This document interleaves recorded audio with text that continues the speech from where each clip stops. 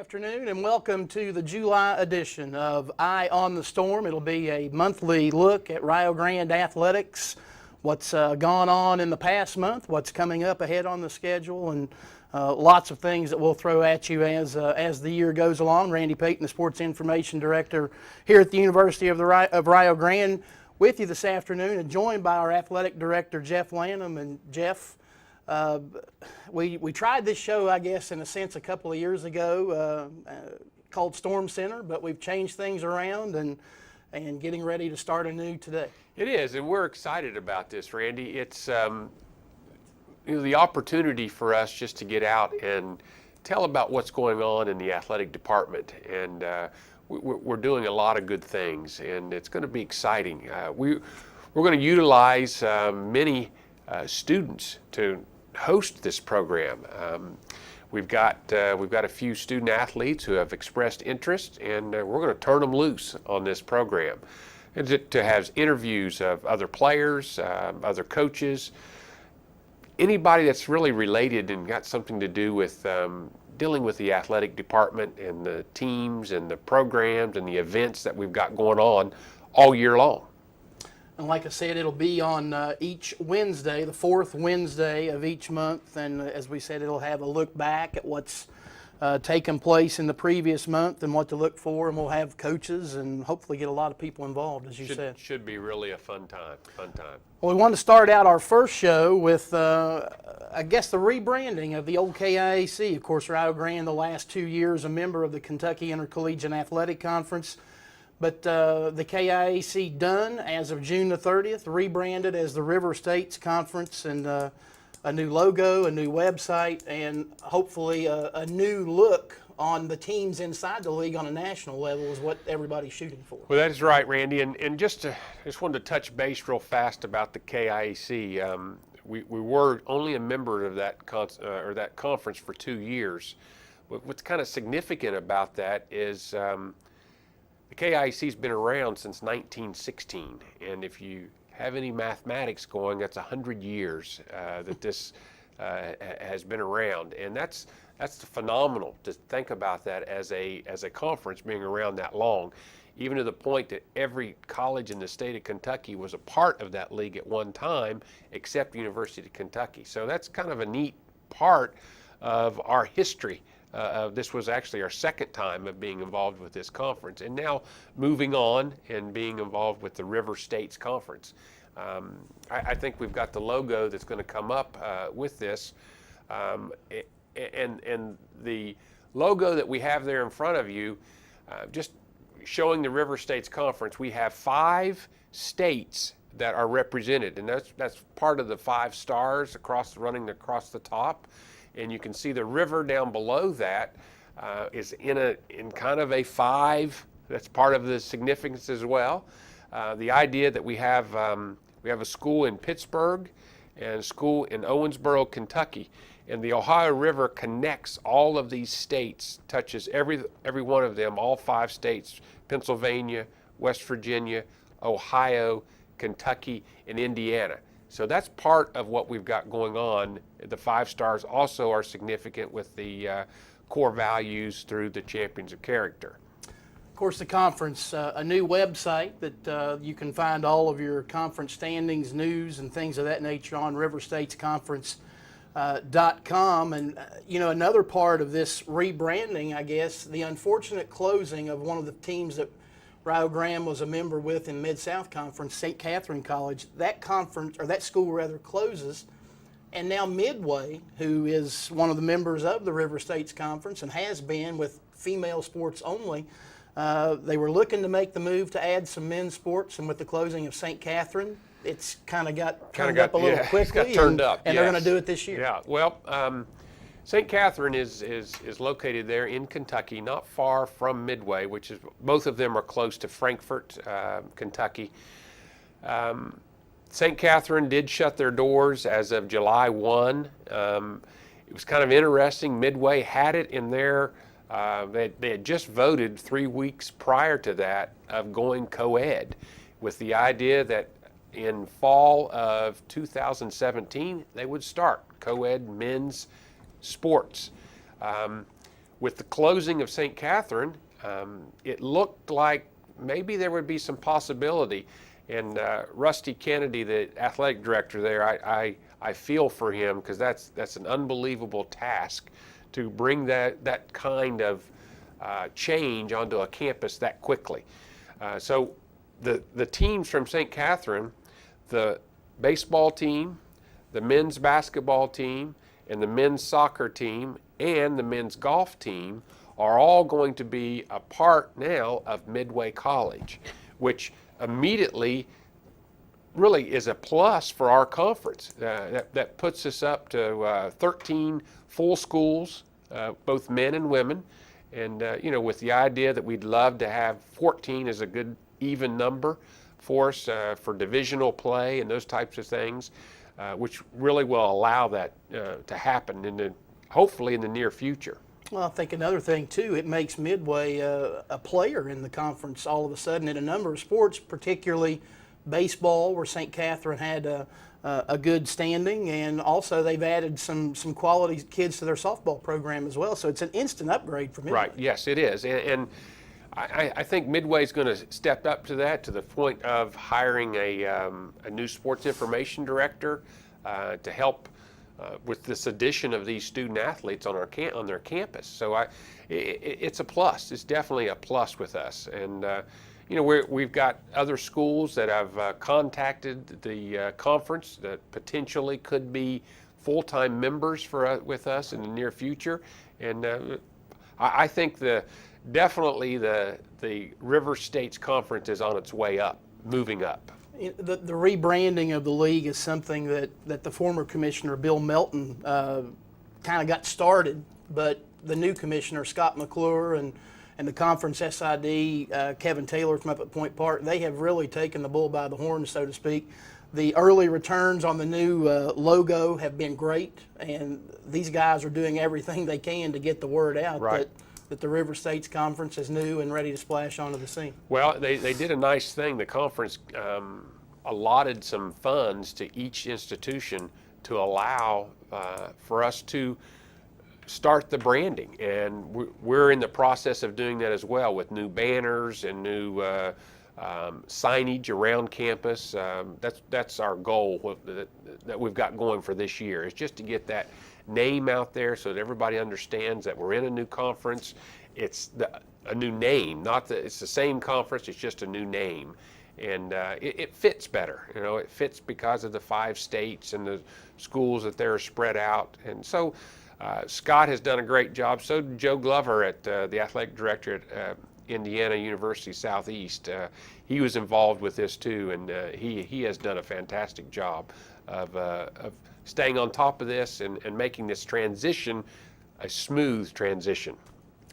Well, you might think because it's the middle of the summer that there's not a whole lot going on here on the Rio Grande campus in terms of athletics. You would be incorrect, though. It's chock full of athletic camps throughout the course of the summer. Matter of fact, just wrapped up the camp schedule a couple of weeks ago, and the guy who has probably, definitely the biggest of all the camps here on campus, the head men's basketball coach, Ken French, he joins us now on set. And Coach, like I said, I think there's a big misnomer that because school's out that Rio Grande is a ghost town in the summer, and it's anything but. Well, it's always busy, and especially for the sports that do conduct athletic camps during the summer. If you think that this is just time off, or everybody's headed to the beach and that kind of stuff, you're mistaken, because it is a busy time, and we have highly successful athletic camps here on campus, and our numbers represent that. If you look, women's basketball and volleyball both had successful weeks. They had over 100 participants in each week of the camps that Coach Donaldson and Coach Smalley conducted. Scott Morrissey and Tony Daniels always do a great job with men's soccer, and they had an unbelievable turnout again. They had 250 participants in their camp. And then, basketball, we have a few different venues or different events that we host, during the summer, and we had over 102 teams come through for one-day team shootouts. which is always good to get those teams. It helps with recruiting, but it also gets people exposed to our campus that may not visit our campus otherwise. And then our crown jewel for us is the Hard Work Camp, and very successful. And again, it was our 4th consecutive year. We had well over 300 participants in it, and you know, it's not something you throw together in 1 week. You know, all our coaches that conduct summer camps, it's a long process, and there's months of planning and you know, organizing that go into these events. The 2016 camp, you're seeing a picture of it right now. You know, you talk about, you have over 300, and I guess close to 340 kids here. You've been right around the 400 mark, I don't know, the last 4 or 5 years now, and it's something that, frankly, it's more word of mouth than anything, because try as we may, we've tried to get people up and get a little publicity for it, and it doesn't happen. But I guess you're doing a good enough job that it's publicizing itself. You know, it's if we get a camper, if we get a young man that attends camp and he has a good experience, he'll go back home, and then he may bring 2 of his friends the next year with him. That's how it's grown. I mean, if you look at our marketing and everything, we have a black and white brochure. You know, and we don't mail those out like we used to. Everything is online, and everybody, 90% of our participants register online, and it's all word of mouth. And right now we're blessed when it comes to summer camps and how successful not only the Hard Work Camp, but our shootouts and everything else have been. I'm going to say, you have some other camps as well, not necessarily designed for the older kids, but for the younger. Yeah, we do a little storm camp for ages 6 to 9, and that's always fun. You know, and we've cut that down. It used to be 3 hours a day. Now we do 2 hours a day, about 2.5 hours a day, and we have a lot of fun with the little kids and the instruction that they get from our players and the coaches that we have, our staff. You know, you can't beat that if you're 6 to 9 years old and you've got a college staff and college players working with you for 2.5 hours a day. With your camp, with the Hard Work Camp, when you're talking about having close to 400 kids here, it's grown leaps and bounds over the year. I don't know that it can grow much more, though, can it? Yeah, we've got it down to it almost runs itself, and I say that, and anybody that walks in, you know, during that week of camp, it looks like controlled chaos. You know, there's kids everywhere, but I think 396, just below 400 are our max with campers, because you know we'd have to house not only the campers but our coaches and counselors that work the camp as well. But about 396 is our max right now for campers.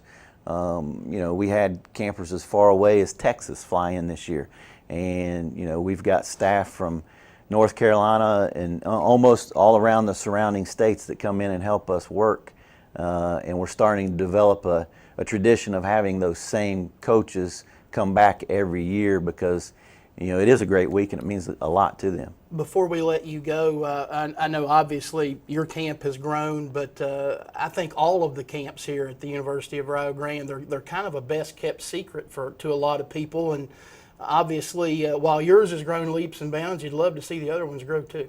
Oh, absolutely! It helps all of us. You know, there's a lot of coaches believe you can judge a program by how well their camp goes and how successful their camp is and what they teach during that camp. And I think all our coaches do a phenomenal job, and they all have grown.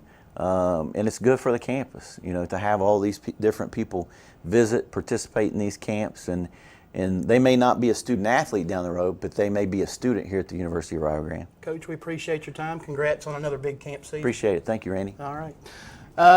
Every summer, the University of Rio Grande's Hall of Fame committee meets, and this year, no exception, as that meeting took place about 3 weeks ago, and the 2016 class of inductees into that Hall of Fame determined. We bring Jeff Lanham back in, and before we kind of take the lid off the can and let everybody know who got in, kind of explain the process about how it goes about, how the Hall of Fame inductees are determined each year.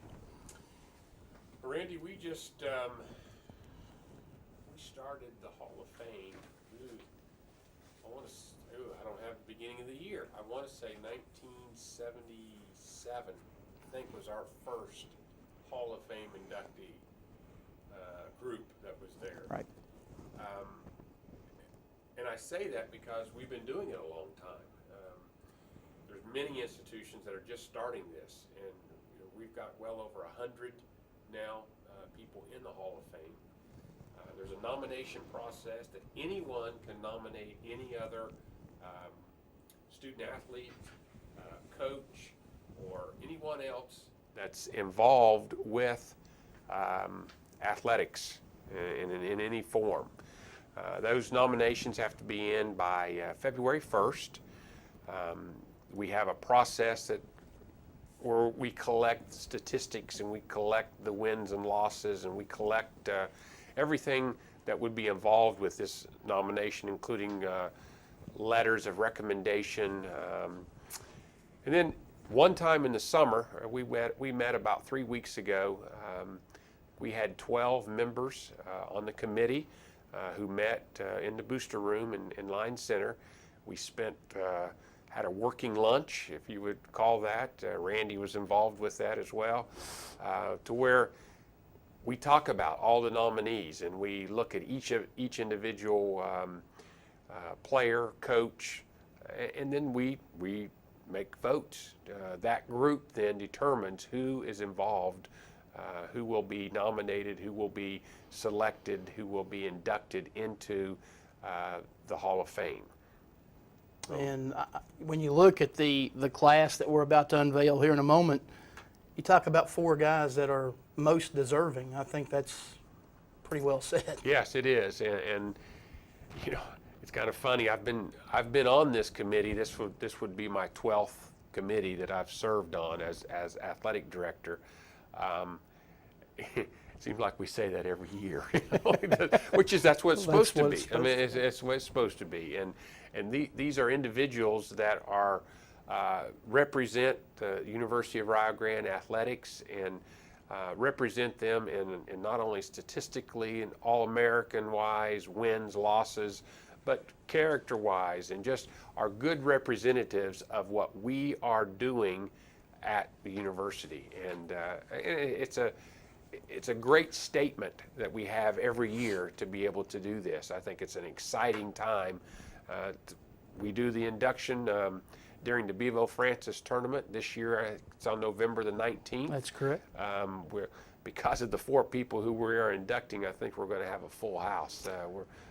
So let's go on and talk about those individuals. And without further ado, that 2016 class includes head coach Scott Morrissey from the Rio men's soccer team. Of course, his team winning the 2015 national championship. He was the NAIA Coach of the Year, 425 wins over the course of his career, and that 2015 championship was Rio's second in school history. Bob Willie, who is, go ahead. I don't want to interrupt you. Before you go to Bob, I wanted to make a comment about Scott.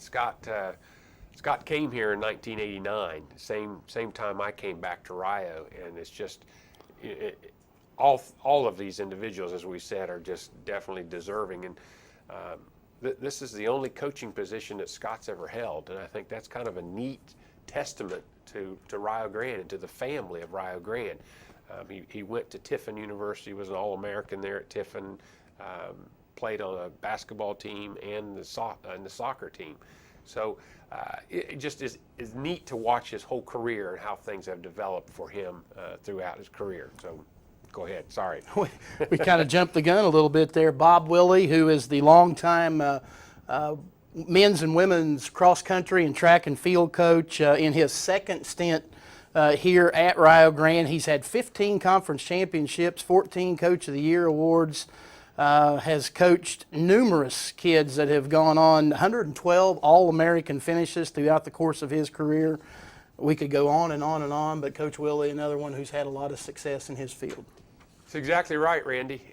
And looking and talking about Coach Willie, he always talks about he is the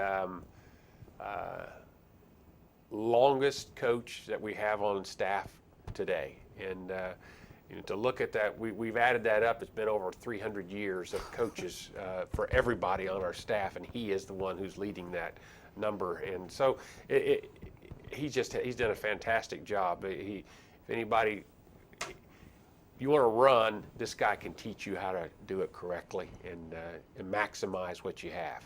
He's also had some success with kids in the classroom as well. 120 scholar athletes over the years. Exactly what we're looking for. David Smalley, who is the women's basketball head coach, and he's another one who's been around for a while, preparing for his 25th year. He's 14 wins shy of 500 for his career. Has taken his team to 6 NAIA national tournament appearances, and his players play hard, they graduate, and they win, and that's a pretty good combination. It is, and Coach Willie and Coach Smalley are both Rio grads. Both went to school here.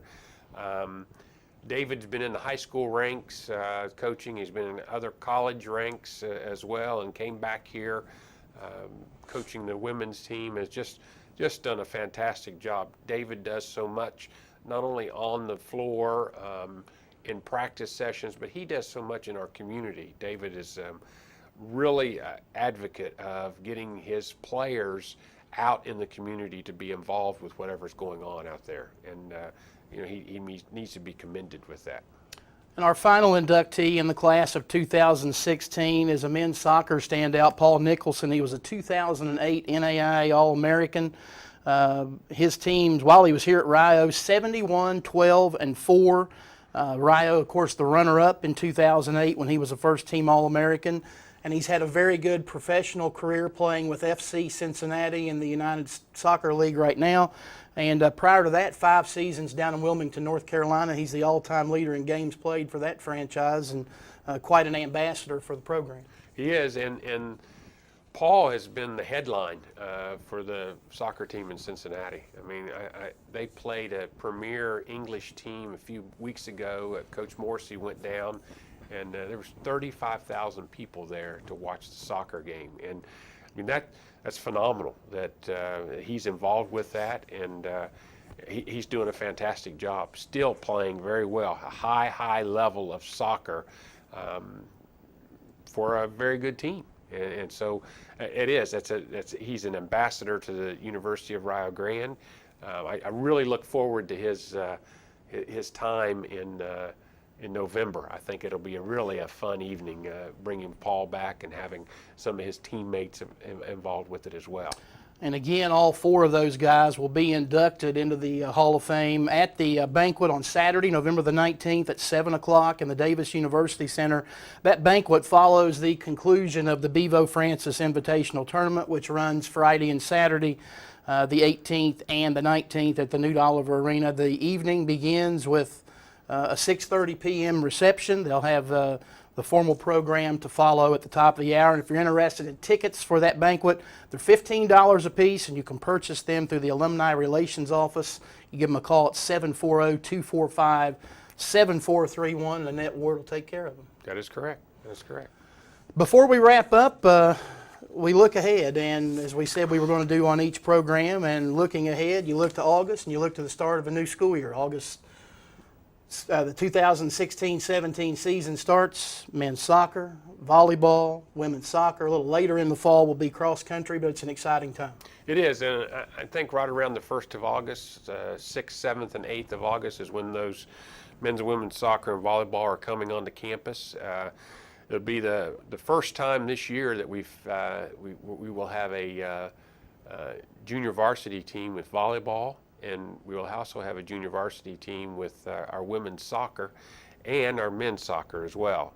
So that's exciting. That will make every varsity program that we have here has a junior varsity team, which means we are able to bring individuals in to give them that opportunity to participate and be a part of a successful program.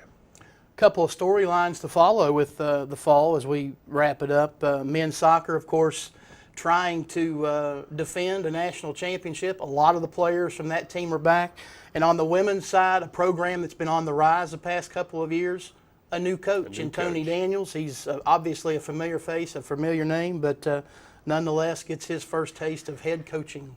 I did. I mentioned that Scott started coaching here, and it just happens to be that Tony Daniels was on the team when he started coaching here. And then when Tony finished up his playing days, he started coaching with Scott, and he's been on his staff till January 1st of this year when he became the women's head coach. And he is just, he's going to town with that. The girls are really excited, and he's excited about his new program for him, new direction that he's got going. So he's got like 30 girls he's got coming in. So just going to be, they're all excited about it. It's going to be good things are going to happen there. August the 19th will be the first playing date for men's soccer, and for volleyball, Coach Daniels will make his head coaching debut here at Evan E. Davis Field on the 24th of August against Davenport. With that, we wrap up this first edition of Eye on the Storm, the July edition. Again, it'll be something that comes your way on the fourth Wednesday